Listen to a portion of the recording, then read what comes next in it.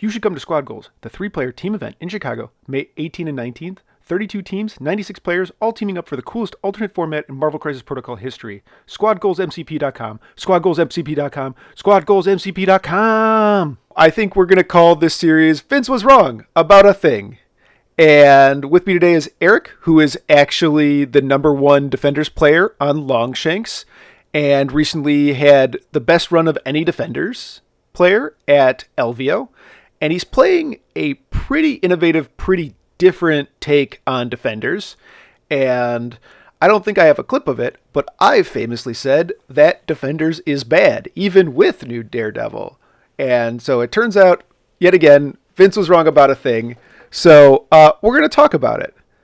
All right. So Erek, what is like the basic premise of this list? Like what makes it different from every other Defenders list out there? The thing that sets me apart from most of the people that I've talked to with Defenders, and I listen to a bunch of other podcasts talking about Defenders, and the thing that sets my list apart is that I play Portals pretty much all the time, and I think that is the main reason to actually play Defenders, is Portals is, in my opinion, the best single card in the entire game. It generates more value than any card in the entire game over the course of it than any single card ever could or would. And I'm willing to go so far to play a lot of characters that I'm generally not a huge fan of, just so I can play this card. Yeah, because you have to be Defenders to play Pentagram. By Portals, we mean Pentagrams of Fallout. Yeah, Pentagrams of... I'm going to refer to it as Portals a lot. Yeah, a lot. Yeah, me too. It's Portals. Like, you Portal. That's what you do. And that's really, like, from the most top-down, most simplistic way that I can state, is it makes it so that you can always double tap your opponent with good place attacks and then run away, and so that the attacks back are very bad at you. And so the entire premise of this list, the origin, actually comes from a game that I played with Nate, our resident ghost deer. So this happened a long time ago, back when everyone was playing the original one with the original Portals with Doctor Strange, right? Mm-hmm. And you would take the Soul Stone and all that, right? And so I actually came up with the idea. I was like, okay, so Doctor Strange sucks. He's not good. And so the Soul Strange, he's like, okay, so he effectively hits like a 4.5, and he costs 6. Like, this is not a big deal. And so everyone's like, okay, this is not so good. I'm like, okay, but what if he costs 7 and hit like a 5.5? And so actually, instead of... You were playing him with time, right? Yeah. I put time on him. Yeah. And so the first game that I played with Nate, he was playing his Guardians. Remember, he used to be well known for playing like the Wide Guardians list, right? Yep. And so I played into him with my Time Strange list, and he didn't make a single attack on me until turn 3. And by that time, I had killed a character, dazed a couple other characters, and was ahead on the score. And he's like, okay, this is really stupid. I'm glad that the Time Stone changed almost immediately afterwards. So I was never able to do that again. And so I took that idea and kind of ported it to last year when the last LVO, the one that you won. Congratulations. Oh, thank you. You're like a year late, but I appreciate it. Hey, you're the champion. You were the champ. You get to continue to keep your clout. Like, your clout will live with you forever. But I was in the top 4 of that one, and like we got into this discussion on the way back from dinner, where I was discussing my top 4 match, and we were discussing like the hardest to kill models in the entire MCP. And I'm like, oh, it's very easy, Hawkeye. Like, well, why is that? It's like, because you actively choose when you decide to put him in danger. If you like do nothing else besides, like, I want to never commit Hawkeye, do as little as possible, but also never die, he will never die. You can keep him out of using ranges and like your ridiculous shock and all that stuff to make it so that you can basically never die with him. And so I'm like, what if... And so we had this goofy idea of like, oops, all Hawkeyes. Yeah. So we just found... Because it's the most powerful ability in the game to actually compress, right? Yes. And so we went through and we just checked off like, all right, what are the most amount of models that have this Hawkeye ability? And it turned out at the time it was Defenders. So like, what are we going to do with this? And so I started playing with Wong and portals because I'm like, okay, you can still play the portal as long as you have Wong. And so I just started doing the same thing. Like, all right, I would port forward, shoot the things I want, teleport back. Port forward, shoot things that I want, teleport back. And so slowly I started putting actually like good models that do that in the Yeah. list and down on the overall number of Hawkeyes. But to this day, most of them still exist. Like Hulk is a Hawkeye. He's can port forward, double attack, port back, port forward, hop forward, do what he needs to do, and then port back.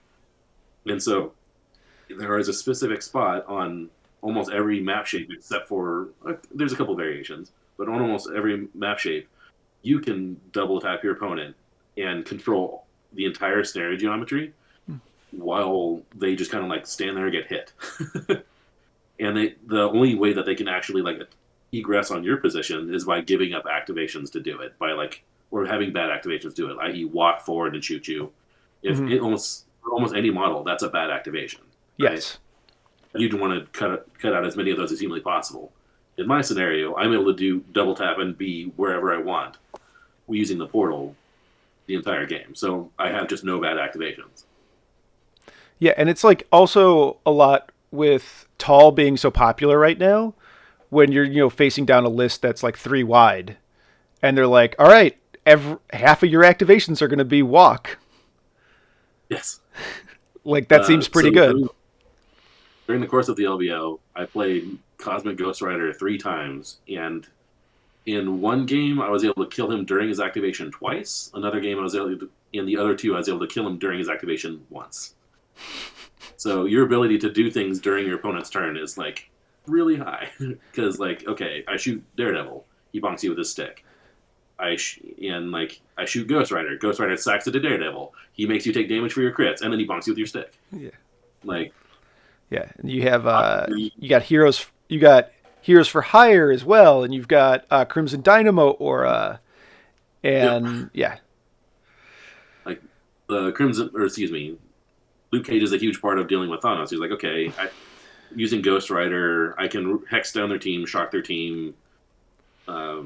Dynamo makes their attacks pretty rough, and then like the only problem that I was having is that like I would kill their models, and then they would stand up and they have priority because they have Thanos, and then that model would just go go crazy with Death Decree and all that stuff. But using just Luke Cage is like okay, I had a game against a good friend of ours who was playing Thanos, and yeah, Gamora wake up and he's like, all right, I'm gonna hit you with Gamora.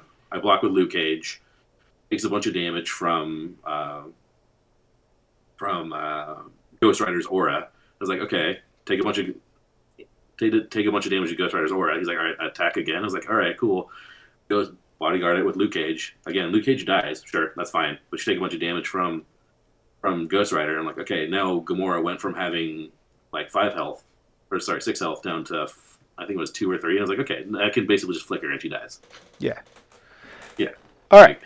So we've talked a little bit about, and so like this format maybe not the best, and I'll try to cut in some visuals here, but I want to talk a little bit about scenario shape and how you're actually using pentagrams or portals for the different scenario shapes.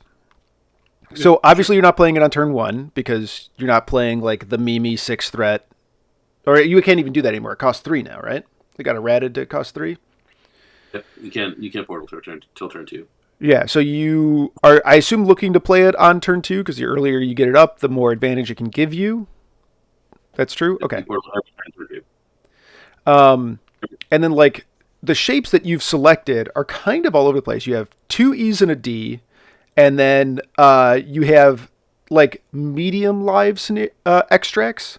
So, like, what shapes, like, when you set up different shapes, like, where do you look to start and place the portal?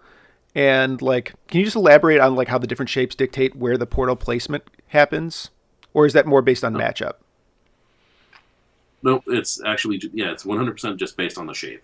Okay. So, Gammas and Demons obviously are very similar. They're just big fights in the middle. So those ones are actually pretty simple. So Wong is going to walk onto the back point, and he's probably going to drop his portal such that you don't have to be on the back demon if you don't want to, but essentially you're just going to build. We have a joke around our about around the people that we play with, where we call it Fort Kickass, because almost all of my characters end up in my deployment zone. Are you addressing me? Because your authority is not recognized in Fort Kickass. Where around the back demon or the back gamma, I end up with like a bunch of my characters like encircling this portal. So it makes it so that you can actually, like, if you do it correctly, your opponent can't use their portal against you because you just body block it. So you're the other end. So you can attack forward, move forward, attack, and then jump back to where you were. So then again, they just can't use your portal. So the key to that one is you have one on the back D, and then you have another one that's usually offset a little bit on the center one. So the key that you want to do when you're placing your portal is you want to take advantage of terrain. So for example, at LVO, there was a piece of terrain that was right in the middle, and so I was able to set my portal such that the people on the other side of the piece of terrain could not use it, but I could use it to portal on top of the terrain as well as onto the center gamma, as well as onto the other side of on one specific spot on the other side of the piece of terrain. So like using all of that, I was able to set up awesome.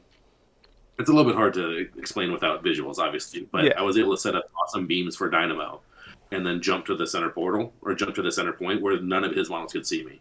So I'd portal through, shoot, beam 4 things, jump to the center piece of terrain, and be on the point. At the top of the next turn, I would just jump back to where it was, beam everyone, and then teleport out. Yeah, it's so, yeah. And then the other key that you want to do when you're placing your portal in the middle, on the middle part, is you want to make it so, number one, obviously, make it so that none of your opponent's models are within one of it. And then also, ideally, none of your models on the back D are within one walk of it as well. Mm-hmm. Is you want to make it so that they can't just one walk to your back portal and to your portal and then all the way back to your point, because then they actually they only have to waste one turn's activation to use your portal. So you want to make it so that it's outside of one walk from their back D. So the thing that sets up. So they're from their like back point, right? If a character's standing on that, you want to make it so that they can't single walk to the portal, right? So it's like 6-ish inches away, like a little bit more than 6 inches away, right? Or 7 because its interact range is 1. Mm-hmm. So, it also depends on the characters too. But I guess like Bill moves farther. So if you do it correctly, it makes it so that you have access to the middle of the table with Ghost Rider, with Hulk, with all that. So where majority of the fighting is, but also at the end of the game, you can portal through a Beta Ray Bill or Ghost Rider and actually also get to their back D as well in one move. Mm. So you have control of all 3 pieces. You have access to all 3 pieces. They can only really fight over the center, and I'm getting attacked the entire time. Yeah. Okay. So Carl was making fun of me, our good friend of the channel, Carl, because he was watching my first demon game and my portal, because I wanted to make sure that no one from their back point could one walk to the center point and use my portal. That my first portal in that game was only like 4 inches apart. There was one on my back D, or my back point, and there was one that was like four ahead. It was. Yeah.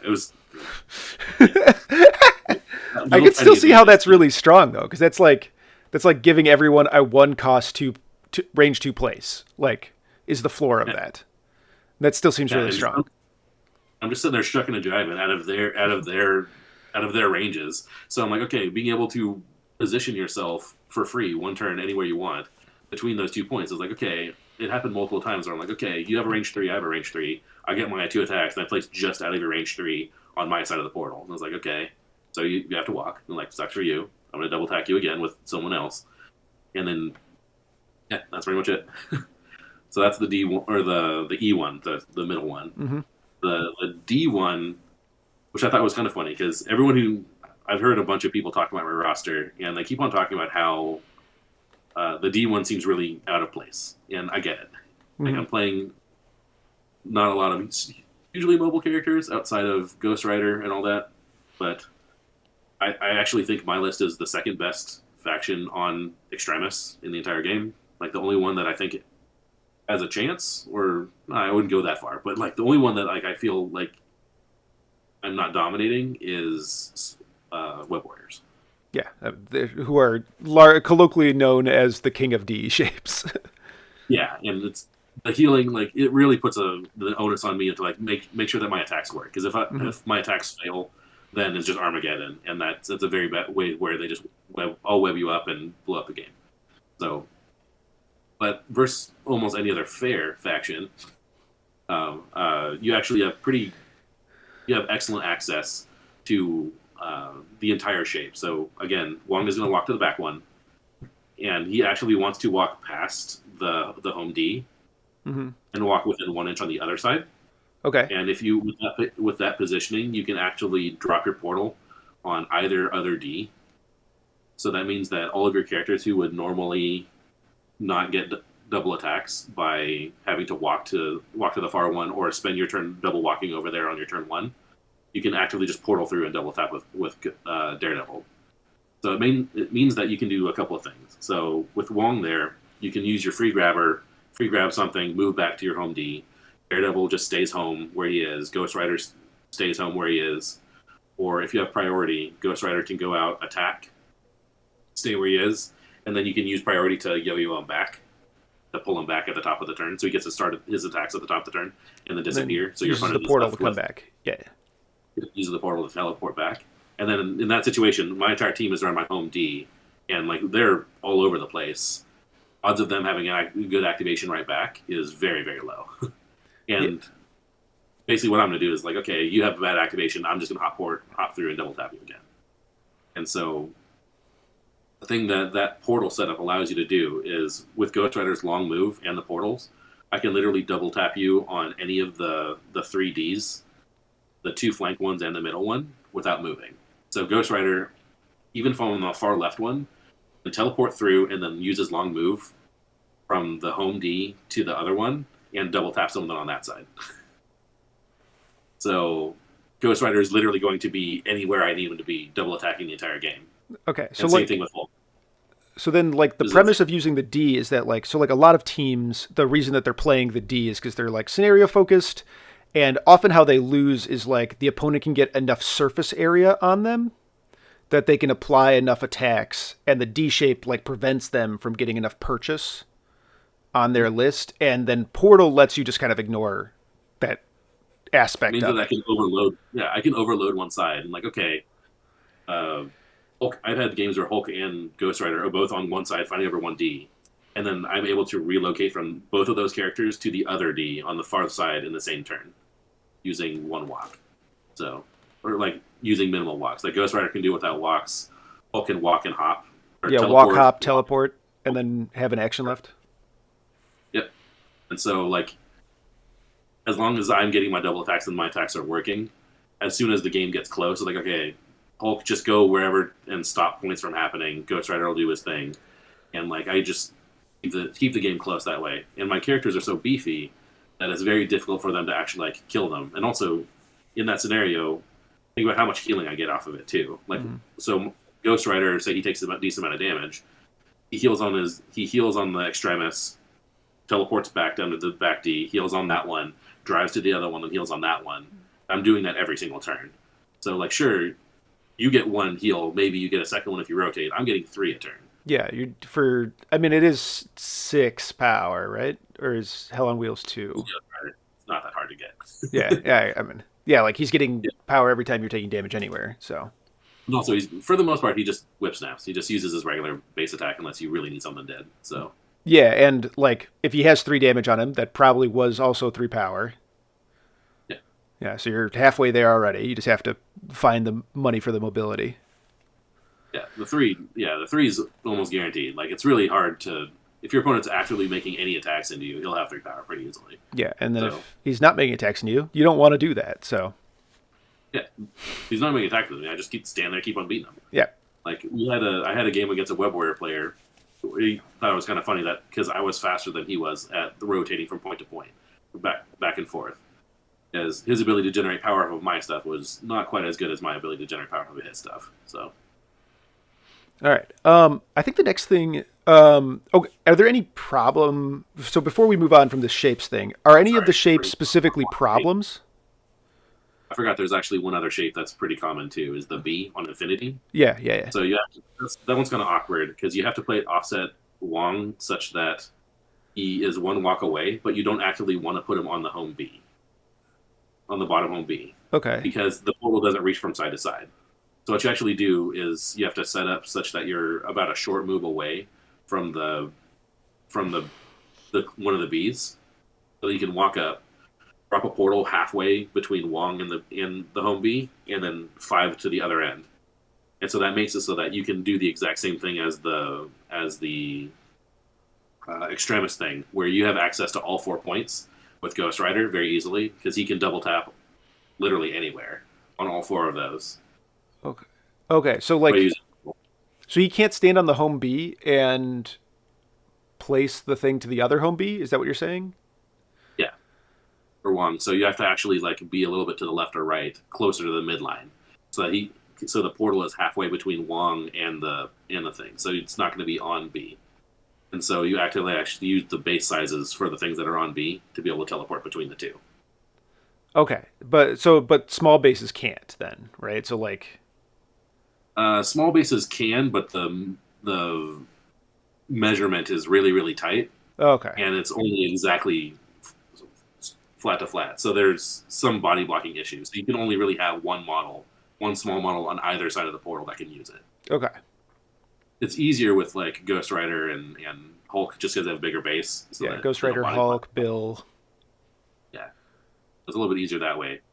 So the small base model is a little bit awkward on B, and that's why I don't play them. Is that it's a little bit, the placement is difficult, and you actually can't measure it very well using Wong, because the restrictions on the measuring rules. So the question you asked was whether or not some shapes are bad for portals, and this is actually a bone of contention that I've had with most other Defenders players, is that they say Mayor Fisk is a really good scenario for them. I have not found that to be the case. Okay. At least because, again, kind of my premise is that portals is the most powerful thing to be doing in Defenders. Mm-hmm. And I really don't want to be just in a punch fight with Defenders, because a lot of other factions do that. It's hard to get an appreciable advantage in a punch fight, right? It's really kind of dicey. And so that's kind of what Mayor Fisk sets you up for. It's sure, you get cool dice because of Daredevil, but it's still a little bit dicey, and I don't want to be in a middle fight where CGR exists. Yeah. So Fisk is a really rough one too, because the scenario elements move, right? So I can set up my home portal and teleport back, but the problem is the portal back isn't relevant, or isn't as relevant, because you can't teleport back to a scenario element. You know what I mean? Yeah, because your opponent's going to start moving it away from the portal as soon as you start scoring it. Yeah, exactly.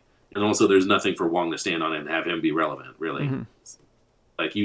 You need that minimal amount of points of Wong standing on something to generate points, just so that the game doesn't get out of control while you do your attrition. Because in a lot of matchups, you are going to start out behind, because you're an attrition faction. Yes. Your punches have to land before you get your advantage back later in the game, mm-hmm. or see any results from your punches. So, yeah, in Fisk, and also the other thing is Fisk, I think, is a little bit too fast for me too. It's very easy for it to get out of control, where they score 1 or 2 off the extracts, and then probably 2 off the extracts, and then 4. That's a really fast game. Yes. One where the attrition isn't going to make impact until after the game might be over. So yeah, Fisk is a rough one. It's okay. It's only the least popular scenario in the game. Yeah, luckily for me. Luckily for me, that's not a lot of people play it, and the only people who are actually playing it are other Defenders players, which usually is fun for me because they're not portaling. So yeah, there's a handful of people interested in it because they think it stomps CGR, and I think it does beat some CGRs. I think it kind of depends on what your faction's doing, but the stun is helpful, and the faster scenario is helpful. I just I'm a little leery about the damage, taking extra damage into CGR teams too, because it makes his one-shot potential go up exponentially. Mm-hmm. Yeah, so usually he is 50% to kill a model, and then the second they lose a health, he's 70% to kill the model. Yeah, and that's it's fast, but it's not guaranteed fast too, because your opponent, if they really want to, can just dogpile one of them and slow you down. Yeah. Yeah. it's just too risky for me, and I would prefer the much slower, Yeah. slower approach to the game where I keep the extracts relatively close, the secures relatively close, and gain an advantage on the extracts just by attritioning them down. So that's the other reason why I also play the extracts I do. I don't want the really fast ones because, again, I'm trying to attrition them, do some damage. So things like cubes and spiders are Armageddon. Yeah. That makes portaling really hard to do when spiders are pushing your stuff around. Yes. That's why you're playing Extremis over like Cosmic Invasion. Because like getting pushed off those points, like that's a big deal. Like the extra 2 power, you're like, no, this is not a fair trade. Yeah, this feels bad. Same reason I don't play like the pay to flips either, because those get a little bit hairy. Mm-hmm. The power makes it a little bit rough, and also the repositioning on the skulls for spider portals is awful. Yes. Like it'll like, all right, I hop through, do my thing, flip the thing, and get pushed off the portal. That would be awful. Yes. That would be terrible. So after LVO, I'm actually probably cutting Extremis though. Just again, the spider thing is a little scary, and I'm probably putting in meteors actually, because it's again a very simple center scenario where you can set up a portal on the home meteor. Oh, that's right. Meteors isn't C-shaped anymore. I've played so little Meteors since the change. It's so unpopular. Yeah. And I think also that's kind of the advantage is that I'm playing scenarios that I think I'm very good at in a way that not a lot of people have approached it. Mm-hmm. And Yeah. I was able to get a decent advantage out of doing that. And so like meteors, when you essentially just think of it as like another E scenario, it's just kind of like tilted a little bit. My portals can do the exact same thing, where Wong can stand on the home portal, and I have access to all 3 of them very easily, where my opponent really only has access to 2 of them. So, All right. Well, I want to dig in a little bit to your character choices in this list, and I kind of want to ask you a couple questions about them. So before we actually get into, hopefully I will have put up the list of characters on the screen. But before we get into that, did this list exist before the like balance pass happened and like you got Daredevil as another leader? Because you said you don't like Doctor Strange at all. he's terrible. Did this list? I'm not touching that. I've got enough people mad at me about me calling stuff bad. You be mad at me. Yeah. I will disappear into the aether after this guy. So I will take my hot takes and run. Yeah, absolutely. I gotta live here, man. I gotta live on this channel. But essentially, did this like list exist before the balance passes? So actually, I kind of hid it for a year. So after LVO last year, we played in the first regional qualifier for the next LVO, and actually won it playing Defenders without a leader before Daredevil existed. I'm like, no, my leader is Wong. 2-threat leader, pretty good. Yeah, exactly. And so I'm like, no, Wong is so good or Pentagrams is so good that it's worth not having a leadership for. And so in that tournament, I played Wong, Hulk, and Ghost Rider plus X every round, and it was phenomenal.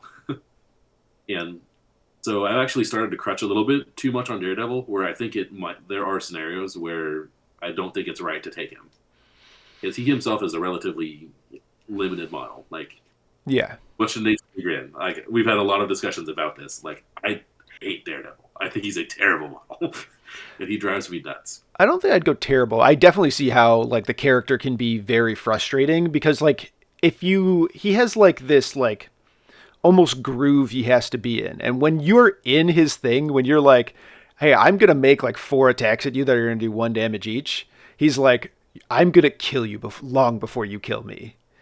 I'm gonna stretch and then pull out the little bonky stick and just bonk everybody. Yeah, and then there are times where like the character is just like, I have to walk attack every turn.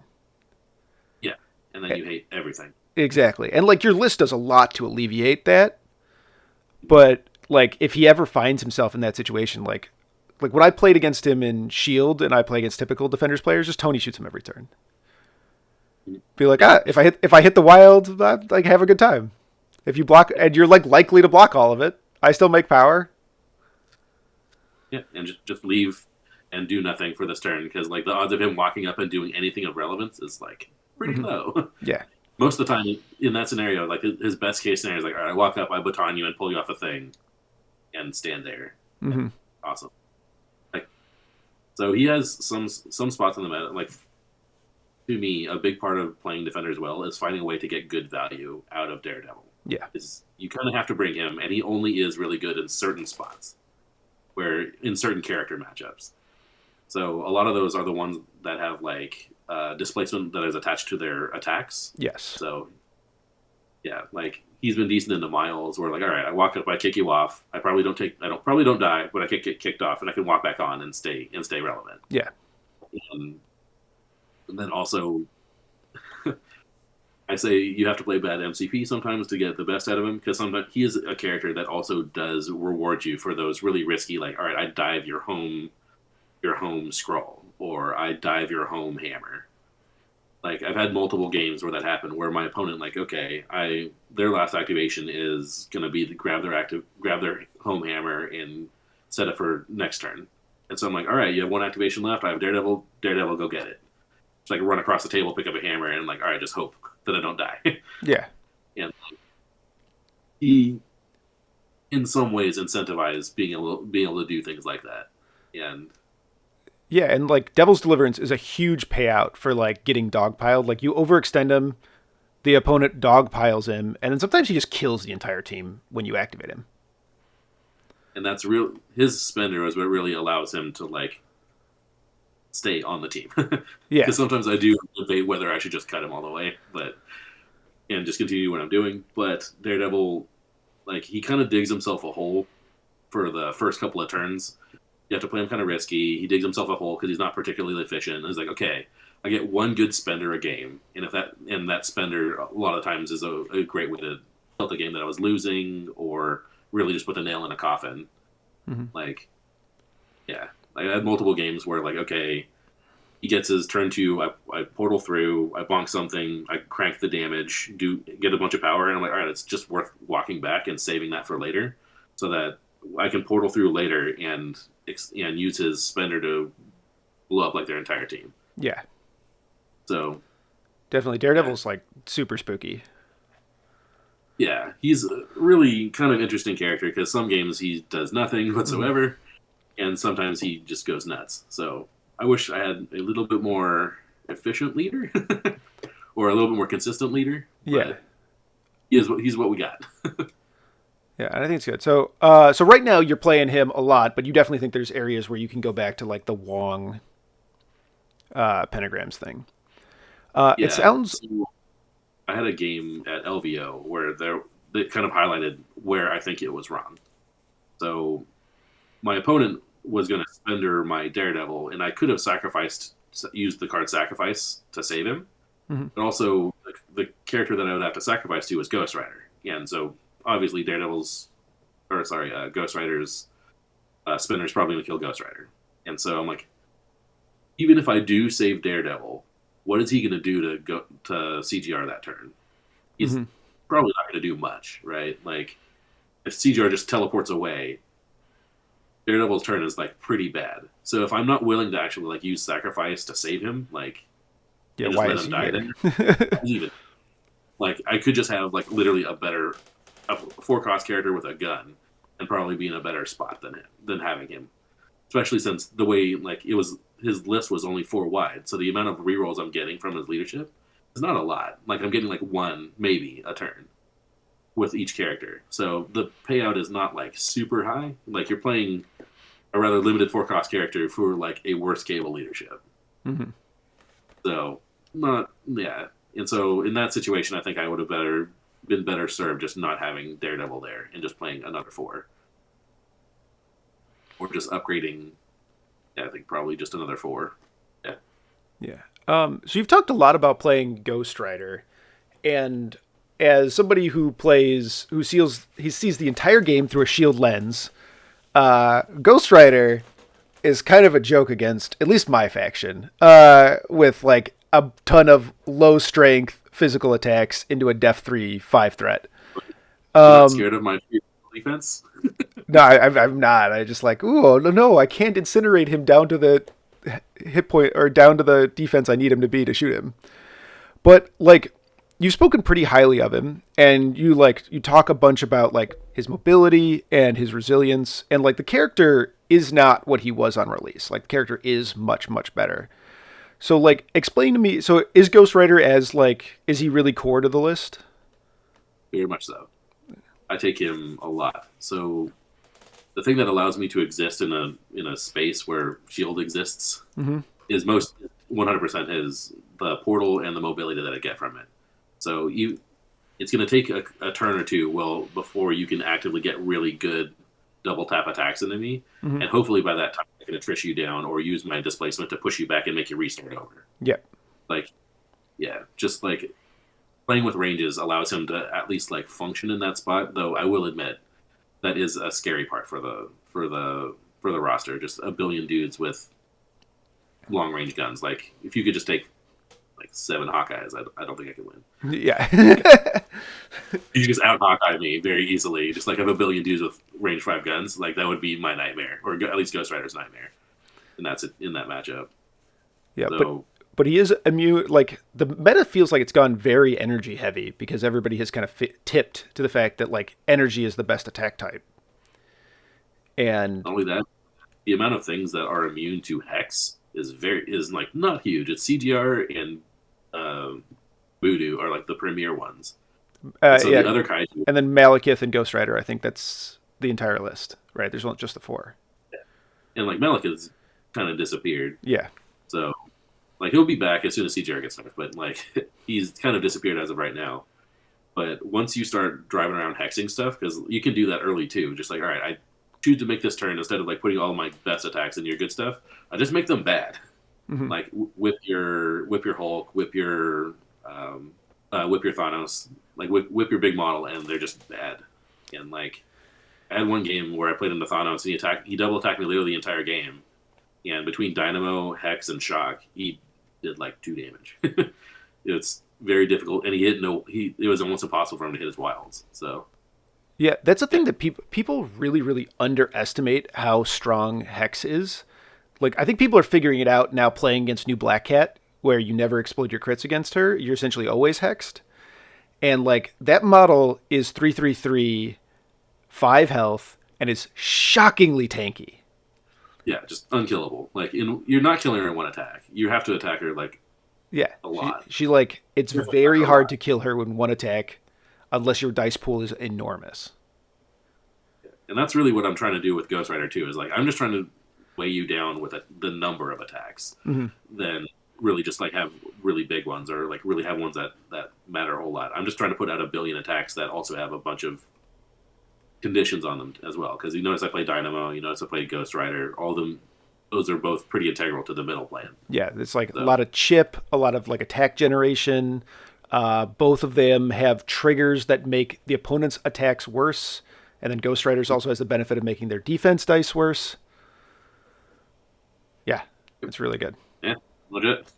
Yeah. So he's kind of like overall I think Ghost Rider is not a great model. Like this is the only roster that I have that actually plays him. Like I think he's good with the portal, and like that's what makes him good. Yeah, it's taking his biggest strength and turning it up to 11. Yep, which is the mobility. Yeah, because a lot of times, like what happens with Ghost Rider is that like people slide in, they 2-tap you, they didn't kill your whole list, then Ghost Rider dies. Or worst case scenario, they hold Ghost Rider on 1, and then are able to either knock him off at the top of the turn, or have like defensive mechanics, have like parting shot or some other nonsense to kill your Ghost Rider. Yeah. Yep, that happens all the time. Like if you're actively using your thing to get in and just not mitigate attacks, then I think he's not a very good model. Like if you have to just stand there and like put up your dukes, like let's fight fair, it's awful for you. Yeah, you need to get in and out. He's on a motorcycle. Like getting out is the more important part than even getting in. Like no, you just need to keep yourself safe. So all right. We talked about Cage. Talk to me a little bit about Wolverine, other than the fact that he's a defender. What's Wolvie doing here? He's not a Hawkeye, is he? He is a defender. That is why he's there. Uh, I hate Wolverine, but he fits a very specific point in a matchup that's kind of difficult for me. So Web Warriors is kind of a difficult matchup for me. Mm-hmm. Like I can handle Web Warriors when they go 5 wide. 6 wide Defenders is when things to get kind of hairy. When they can go 6 wide without double twoing, then things get pretty hairy for the list. Like that's probably my worst matchup. And the main thing is I just can't guarantee that my big attacks will actually like kill their stuff. If Ghost Rider, that's one of the biggest loss conditions for the list, is if Ghost Rider double attacks something and it doesn't go down. Yeah. Like where I can put big, like the Whip Snap plus Eyeball plus the Penance Stare, and that doesn't kill it, then those are the games that I lose. So Wolverine is there because at least his floor is higher than Ghost Rider's. Because like if Ghost Rider attacks and fails, he does literally nothing that turn. You know what I mean? Like okay, I double attack something with both my Whip Snap as well as the Penance Stare, doesn't die. Then he kind of just sits there and does nothing. And like what he did to the table was nothing for the most part. Whereas Wolverine, at least with the no matter the cost I have in the list, means that I can get better output on him turn 1 by walking, no matter the costing, throwing him off the point. And so I have a way to start the damage train much earlier than just one attack from Ghost Rider there. So he's kind of a budget Ghost Rider when I need him into at 18 against spiders. That's literally the only time he ever comes in. Yeah. But Pierce is just so good in the spiders. Like when Plus they're also... Oh, please, go ahead. Sorry. yeah, well, they're gonna have blocks, so like Pierce is gonna have an effect when you roll it. Oh, yeah. Well, not only that, but I've had multiple times where like, okay, Ghost Wolverine, fish, get me out of this problem. And he's as soon as you can get to 5 power, like or 2 power, and no matter the cost, that spender plus charge is ridiculous. Yeah, its spike potential is so high. Yeah, I've had multiple times where like we had one game where the guy's like, all right, roll 3 dice, hit block 6 times. I was like, cool, I have 13. Explode. Yeah. Like It's like, I don't care what you rolled. I have 13 hits. Exactly. Please just die. And so he's not my favorite model, but he does have a reason to be there. And he's also relatively tanky into their attacks because you can parlay their small damage into extra power for him and then just activate and heal it back. So it's better than against the Ghost Rider where that damage sticks there. So he's kind of just Wolverine is a Ghost Rider substitute in matchups where I don't want a Ghost Rider, which is almost only webs. Okay, that makes sense to me. So you've got Beta Ray Bill in here.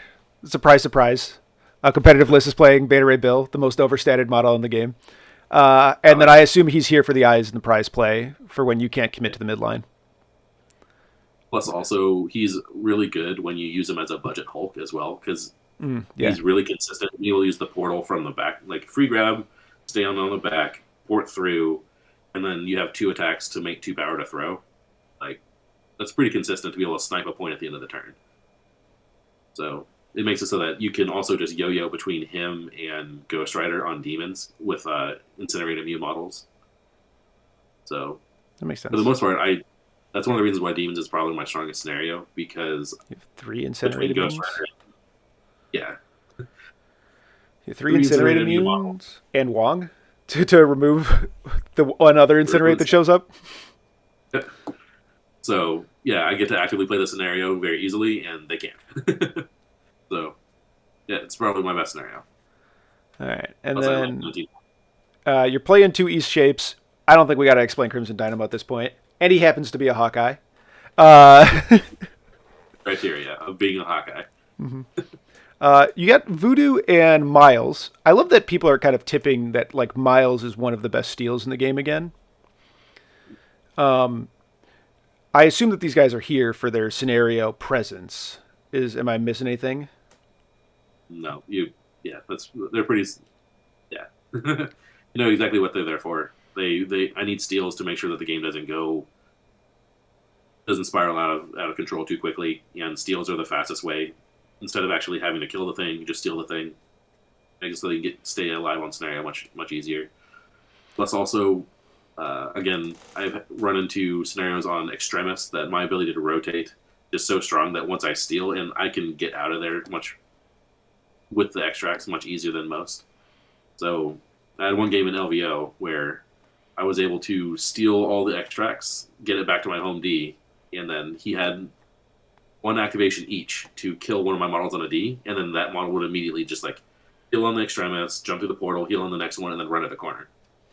So, yeah, I ended that game with a model in each corner holding an extract, and it was not fair.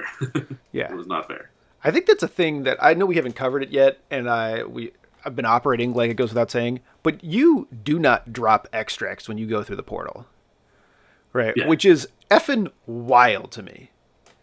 I understand that's how Black Bifrost works, but that's like the other effect, or that we have like that, the scenario that does it. What's it called? Intrusions.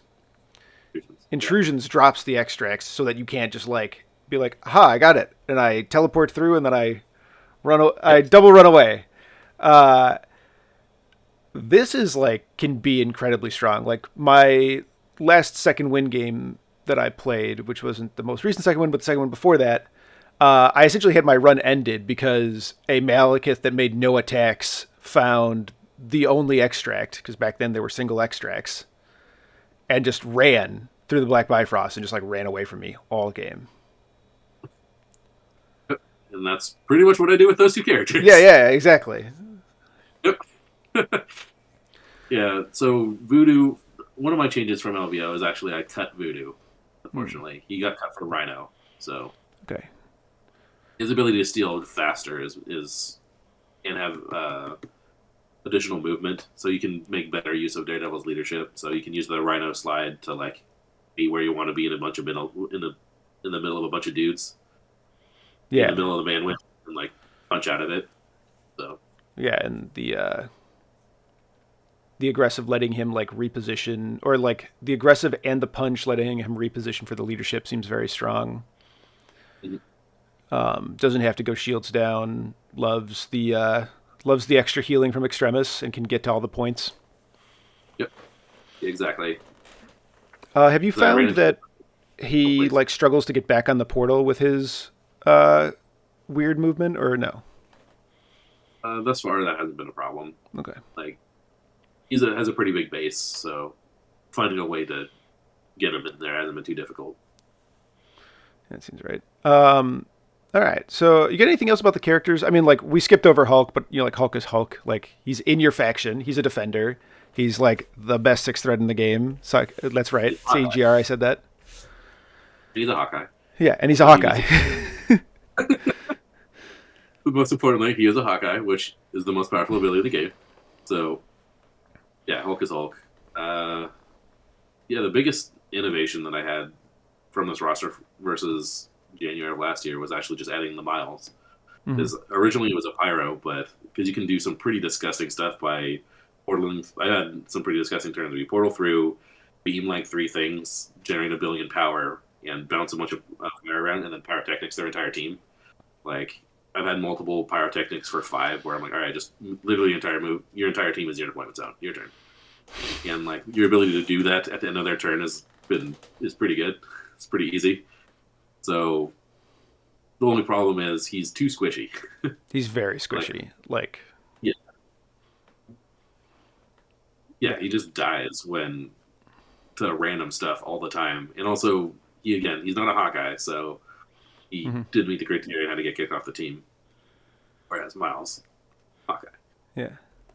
That makes sense. All right, I'm going to move past characters here. Tactics cards, there's not too many surprises. We talked about pentagrams.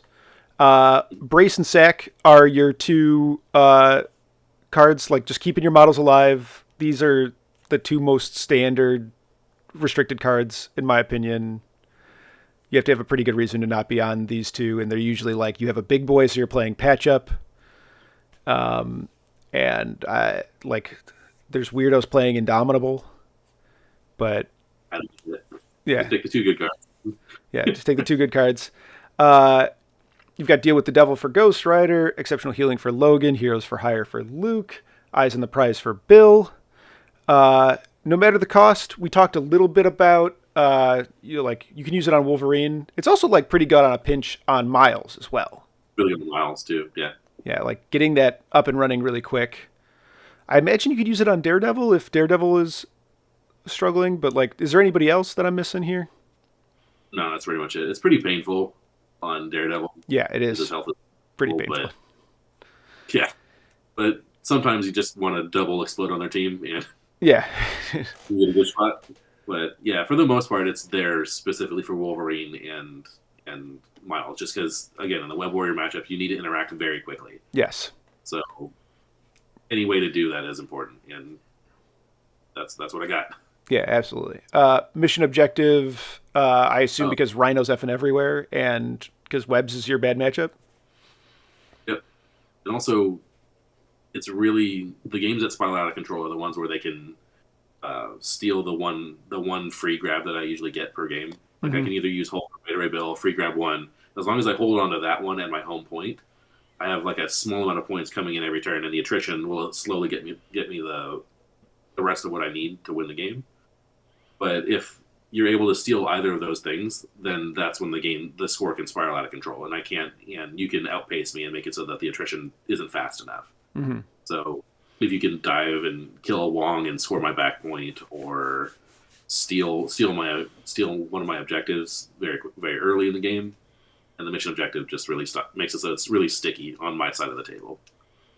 My objectives stay on my side of the table and inside kickass. Yep, there you go. And then you got Recal. Is this just like the Hulk and Ghost Rider getting spiked off the table protection, or what is this? That's it. That's it? Okay. That's it. Yeah. My cards are not like just take the good cards. Yeah. Like Absolutely. that's pretty much it. Yeah. We got pentagrams. The defenders don't have anything besides the best single card in the entire game. They don't have any other cards, so that's what I got. All right, so let's say I'm a viewer of this video, and I'm like, this Erek guy seems to know what's up. His Longshank score is pretty high. This list looks cool, and I want to start with this. Like, what skills do I have to develop? Where do I start? Like, what we've talked a little bit about what models you drift towards, but like, where do I need to like build my fundamentals if I want to play this list? Really, it's all about threat ranges. The most important part is learning where your Wong needs to be turn one. So figuring out where he needs to be on the B shape, where he wants to land on the D and the E, and then learning the threat ranges of where your opponent's models are going to be able to get from turn to turn. So just so that your portal placement is spot on. You want to make it so that your when you portal through, you're in range to do all the things that you want to do, and your opponent isn't able to punish you by walking onto your portal or by just using your portal, or one of the worst things is if you position your portal and you can actually attack the models that you want to. So being able to essentially just place your portals where you get good attacks and your opponents will not, and then knowing where the gray areas for their threat ranges will be, so that they can't walk up and shoot you, or they have to walk and shoot you and are unable to double tap you. So main thing is just keep on double tapping and make it so that they don't ever get to double tap you. Like it sounds simple, but like it's a little bit more difficult when you start putting it on the table. Alrighty. And then lastly, okay, so we've talked a bit about portals here. Is there a black Bifrost version of this list? Because there's a second portals card. If I was like more of a like evil person, let's say, and I was obsessed with Malekith instead of Wong, do you think there's a black Bifrost version of this? That was the one I was pitching at dinner. Yeah. So yes. Like that one, it's the eviler and I think a little bit less efficacious version, but its spike potential is like pretty high. So one of the theories I have about the game is that there are two power positions within a turn, right? Mm-hmm. At the top of the turn, at the bottom of the turn. They're the two most powerful positions in the game. And you really want to make sure that like you have something awesome to do on both of those positions each turn, depending on priority, right? If you have priority, obviously top of the turn is much more important. If you don't have priority, then bottom of the turn is much more important. But you still in most cases just want to have something cool to do on top of turn, bottom of the turn. And so Malekith and Portals allows you to really like swing a lot of your turn's forces at the top of the turn or the bottom of the turn using Malekith, because he's excellent at both of them, right? So the list that I was going to use is where you take Malekith and you actually take a bunch of like, we call them waffles. We call them waffling characters, i.e. characters who are going to do things without really like threatening anything. Okay. And are very cheap. So things like, again, they're just Hawkeyes, because Hawkeye's the best thing in the game. So you take characters like Bullseye, and you take characters like Okoye, you take characters like, who are the other ones? Winter Soldier is pretty decent too. And for the most part, what you do is you make it so that you can pass through a lot of your opponent's important activations. So, for example, if you have priority with Malekith, you can do your normal like walk-in charge, use portals at the top of the next turn to double attack with priority and the return. And then the next turn, you can use all of these waffle characters like, okay, Okoye, Winter Soldier, Bullseye, things that I really don't care about wasting activations, and just allowing my opponent to run around and collect scenario things, and then come in at the end with Malekith as well, so that you can kind of blow up the scene at the end of their turn as well. And so you can kind of alternate between two really important, impactful characters at the top of the turn and the bottom of the turn, using Malekith. Ulik is another one that I like for the bottom of the turn, and then a bunch of like kind of filler characters in the middle, just to make sure that the character that you want to go last is unaffected. Like it's kind of so. For example, like that's one of the reasons Hulk is so powerful, right? Is that you can guarantee that he's going to be in the power position at the end of the turn every round. And essentially, that I would be doing the same thing with my filler characters and Ulik, or my filler characters and Malekith. So, and then also you have an added benefit of, as these Bullseye, Okoye, Winter Soldier, these relatively cheap characters, as they die off, you get priority again as the game matures, as the game goes longer, and then you can just start bludgeoning them with your like, I hate to use the term, but your unga bunga stick, where you just beat them to death using priority for the rest of the game, right? Yep. So like, okay, early in the game, I get to hit and run early, waste your activations using my wasted activations, coming at the end of the turn, top of the turn, Malekith does his thing again, double taps, returns to the home base. You kill all of my like random little dudes, and now I just have priority for the rest of the game, and just like bonk bonk bonk bonk bonk the rest of the game. So there is a portal version. A Cabal version. I need to put a little bit of practice into it, because the point costs are a little bit more extreme. Mm-hmm. Like fitting in a 7-cost leader is obviously it's way different than a 2-cost leader. Exactly. So because I really want to take like Malekith for the top of the turn, Ulik for the bottom of the turn, and then just fill in the rest of it with really cheap characters. So I was experimenting with like, what was it? The last one I played was Malekith, Ulik, Okoye, Bob, and Bullseye. Oh yeah, Ulik seems really good. Like you just kind of always Hawkeye forward and then end on the point and then come back through the Bifrost. Seems or good. You even can do some pretty awesome D stuff where like I jump through the portal and I just jump to the other back D as well. Like because most people like, okay, they don't want to, if they don't have any good activations, what are they going to do? Use one of their models in like their back D, not doing anything, and then you just like swoop in with your Ulik at the last point, jump, slide over there, punch them off, feel great. So you get to play with priority better than any other team, because you have your Okoyes and your kind of goofy like Bob and Bullseye, who you don't really care if they live or die. You just want them to waste time while your opponent's like running around, not really getting good activations because of the portal. Mm-hmm. You just waste time with them, and then eventually they die, and you get priority for the rest of the game. So it's kind of again, a lot of this is kind of awkward because most people haven't really like seen the style of play on the table. Mm-hmm. Yeah, it's like definitely it's just like transformative from every other list.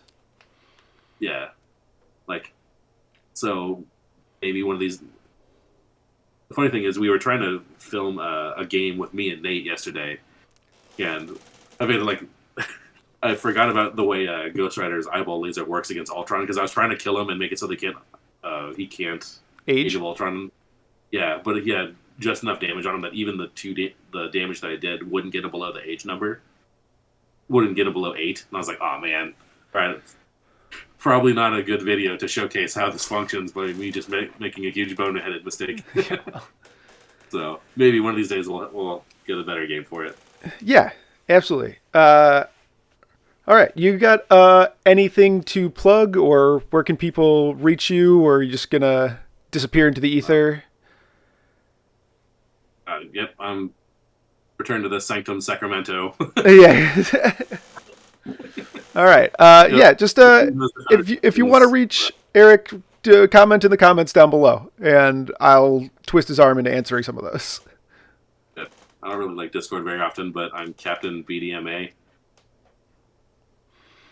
Don't Google it. Yeah. Okay. Yeah. Some people have the same screen names from when they were 15. All right, and I think with that, I'm going to say that I'm Vincent Curkov, and don't forget that fun is a finite resource.